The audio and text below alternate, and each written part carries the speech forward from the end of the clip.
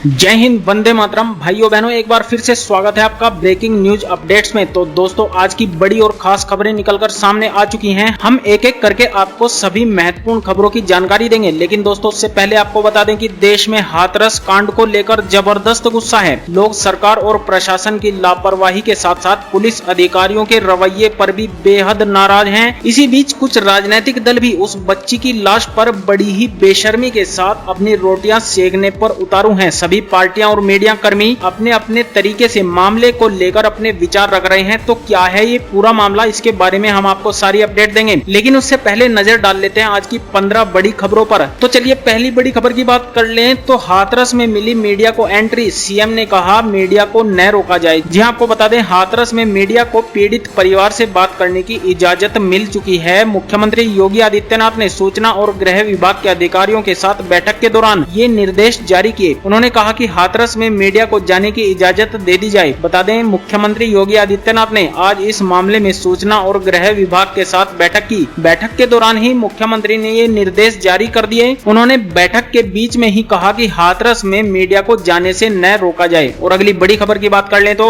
हिंदू महासभा ने कहा ड्रामेबाज नेताओं को लगाओ 50-50 कोड़े, आरोपियों को मारो ऑन द स्पॉट गोली। जी हां, आपको बता दें, उत्तर प्रदेश के हाथरस कांड के बाद पूरे देश का गुस्सा फूट पड़ा। मेरठ में अखिल भारत हिंदू महासभा के राष्ट्रीय उपाध्यक्ष पंडित अशोक शर्मा ने हाथरस केस को जघन्य कांड बताया है। पंडित अशोक शर्मा ने तल्ख लहजे में कहा कि लॉ एंड ऑर्डर को खतरे में डालने वाले राजनीतिज्ञों को 50-50 कोड़े मारे जाएं और ऐसी ड्रामेबाज पार्टियों को जब्त कर लेना चाहिए। अशोक शर्मा ने नाम लेकर कहा कि राहुल गांधी और अखिलेश यादव ड्रामा कर रहे हैं। उन्हें हाथरस जाकर पीड़ितों से मिलना ही था तो एक प्रतिनिधि मंडल भेजना चाहिए, न कि नोएडा में जाकर लेट जाना चाहिए। पंडित अशोक शर्मा यहीं पर नहीं रुके। उन्होंने कहा कि हाथरस में बच्ची के साथ दुर्भाग्यपूर्ण घटना हुई है। ऐसे आरोपियों को ऑन द स्पॉट गोली मार देनी चाहिए। और अगली बड़ी खबर की बात कर लें तो सीएम योगी आदित्यनाथ ने लिया समूल नाश का संकल्प। कहा दोषियों को ऐसा दंड मिलेगा कि बनेगा उदाहरण। जी हां, आपको बता दें, उत्तर प्रदेश के मुख्यमंत्री योगी आदित्यनाथ ने अपने ट्विटर अकाउंट से उन आलोचनाओं का जवाब देने की कोशिश की है जिनमें यूपी में महिलाओं की सुरक्षा को कमजोर बताया गया। उन्होंने अपने ट्वीट में लिखा है कि उत्तर प्रदेश में माताओं बहनों के सम्मान स्वाभिमान को क्षति पहुंचाने का विचार मात्र रखने वालों का समूल नाश सुनिश्चित है। उन्होंने प्रदेश की जनता को यह भरोसा दिलाने की कोशिश की है कि महिलाओं के सम्मान और स्वाभिमान को नुकसान पहुंचाने वालों को उनकी सरकार बख्शेगी नहीं। हर हाल में उन्हें दंड मिलेगा। ये दंड ऐसा होगा जो भविष्य में उदाहरण बनेगा। और अगली बड़ी खबर की बात कर लें तो यूपी में मनरेगा की तरह शहरों में रोजगार गारंटी स्कीम लाने की तैयारी में है योगी सरकार। जी हां, आपको बता दें, उत्तर प्रदेश की योगी सरकार महात्मा गांधी राष्ट्रीय ग्रामीण रोजगार गारंटी अधिनियम यानी कि मनरेगा की तर्ज पर शहरों और कस्बों में हर परिवार के एक व्यक्ति को रोजगार देने की गारंटी की तैयारी कर रही है। यह रोजगार सरकारी, गैर सरकारी, निजी क्षेत्र, कौशल प्रशिक्षण या स्वरोजगार के माध्यम से हो सकेंगे। जिस तरह गाँव में मनरेगा के तहत हर परिवार के सदस्य को कम से कम 100 दिन के रोजगार की गारंटी है, उसी तरह शहरी क्षेत्रों की हर परिवार के एक सदस्य को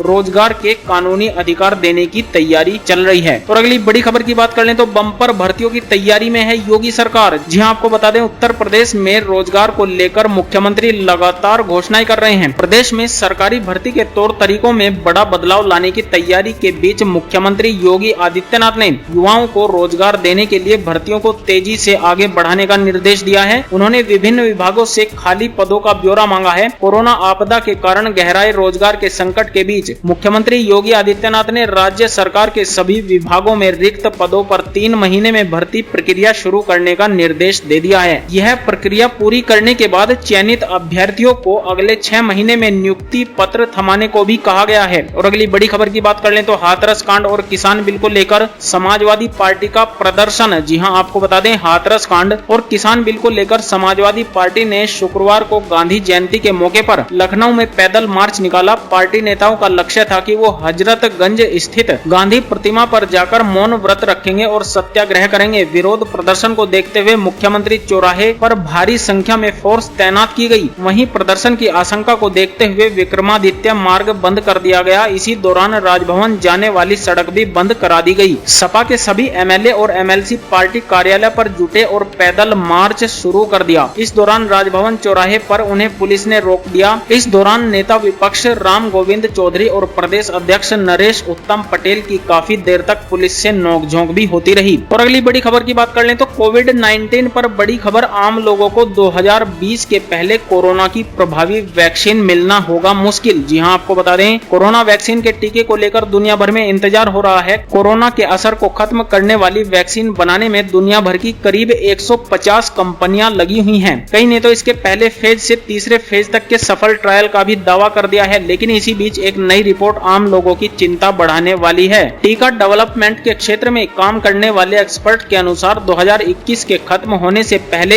एक प्रभावशाली टीका आम जनता के लिए उपलब्ध होने की संभावना बहुत ही कम है। और अगली बड़ी खबर की बात कर लें तो आम आदमी के लिए बड़ी खबर, अब दाल और सब्जी में हींग का तड़का लगाना पड़ेगा बहुत महंगा। जी हां, आपको बता दें अपवाद के रूप में 2-4 किचन की बात छोड़ दें तो स्वाद की शहंशाह और पेट का हाजमा ठीक रखने वाली हींग पर आफत आने वाली है। कोरोना की मार से उबर चुकी हींग एक बार फिर महंगी हो जाएगी। बाजार में चर्चा है कि सरकार अफगानिस्तान के रास्ते भारत आने वाली हींग पर इंपोर्ट ड्यूटी बढ़ा सकती है। यह कदम उज्बेकिस्तान की वजह से उठाया जा सकता है। अब ड्यूटी बढ़ाने की बात सिर्फ चर्चा हो या पुख्ता जानकारी, लेकिन दिल्ली के खारी बावली बाजार से लेकर हाथरस तक में हलचल मची हुई है। हालांकि कहने को तो बाजार में हींग का कोई रेट नहीं होता, क्योंकि बाजार में परचून की दुकान पर 30 रुपए में भी हींग की प्लास्टिक की डब्बी मिल जाती है, मतलब 3000 रुपए किलो। लेकिन अगर हींग की इंपोर्ट ड्यूटी बढ़ी तो यह तय है कि रेट 15 से 16,000 रुपए के पार हो जाएंगे। और अगली बड़ी खबर की बात कर लें तो एक छोटी सी गलती और रद्द हो जाएगा आपका ड्राइविंग लाइसेंस। जी हां, आपको बता दें केंद्र सरकार ने नए मोटर व्हीकल्स रूल 1 अक्टूबर 2020 से लागू कर दिए हैं। इसके तहत लोगों को आरसी, इंश्योरेंस, ड्राइविंग लाइसेंस जैसे अहम डॉक्यूमेंट्स को साथ लेकर चलने के झंझट से निजात दी गई है। वहीं दूसरी तरफ आपकी एक छोटी सी गलती भी आपके ड्राइविंग लाइसेंस को रद्द करने के लिए काफी हो सकती है। ट्रैफिक डिपार्टमेंट अब मॉडर्न टेक्नोलॉजी का इस्तेमाल कर प्राइवेट और कमर्शियल व्हीकल्स के ड्राइवरों के व्यवहार पर नजर रखेगा। नए नियमों के मुताबिक पुलिस या यातायात अधिकार के साथ खराब व्यवहार, गाड़ी नहीं रोकने, ट्रक के कैबिन में सवारी बैठाने को खराब बर्ताव माना जाएगा। ऐसा पाया जाने पर ड्राइविंग लाइसेंस सस्पेंड या रद्द किया जा सकता है, साथ ही जुर्माना भी लगाया जा सकता है। और अगली बड़ी खबर की बात कर लें तो चीन को तगड़ा झटका, कोरोना संकट के बीच भारत ने घटा दिया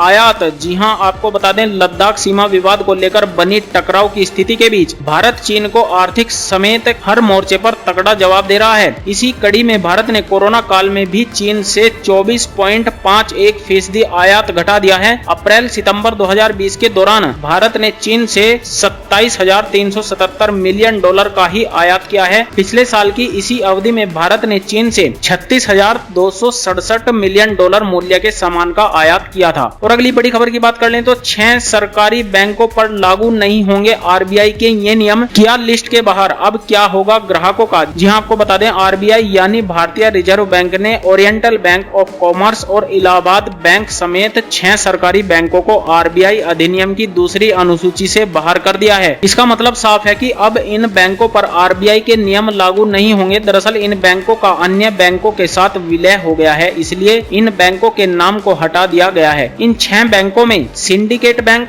oriental bank of commerce, United bank of India, Andhra bank, corporation bank और इलाहाबाद बैंक शामिल हैं। इस फैसले से बैंक के ग्राहकों पर कोई भी असर नहीं होगा, क्योंकि मर्जर के बाद अब इन बैंकों के ग्राहक मर्ज होने वाले बैंक के कस्टमर बन चुके हैं। और अगली बड़ी खबर की बात कर लें तो सरकार की नीतियों के खिलाफ देश में इस तारीख को होगी देशव्यापी हड़ताल, ट्रेड यूनियन ने किया ऐलान। जी हां, आपको बता दें सरकार की नीतियों के विरोध में ट्रेड यूनियनों ने देशव्यापी हड़ताल का आह्वान किया है। 10 केंद्रीय श्रमिक संगठनों और उनके सहयोगी संगठनों की घोषणा के अनुसार हड़ताल पर जाने का निर्णय 2 अक्टूबर को कामगारों के ऑनलाइन राष्ट्रीय सम्मेलन में किया गया है। इसमें कहा गया है कि सम्मेलन में सभी कामगारों से, चाहे वे यूनियन से जुड़े हों या नहीं, संबद्ध हो या नहीं, संगठित क्षेत्र से या फिर असंगठित क्षेत्र से जुड़े हों, सरकार की जन विरोधी, कर्मचारी विरोधी, किसान विरोधी और राष्ट्र विरोधी नीतियों के खिलाफ संयुक्त संघर्ष को तेज करने और 26 नवंबर 2020 को देशव्यापी आम हड़ताल को सफल बनाने का आह्वान किया गया गया है।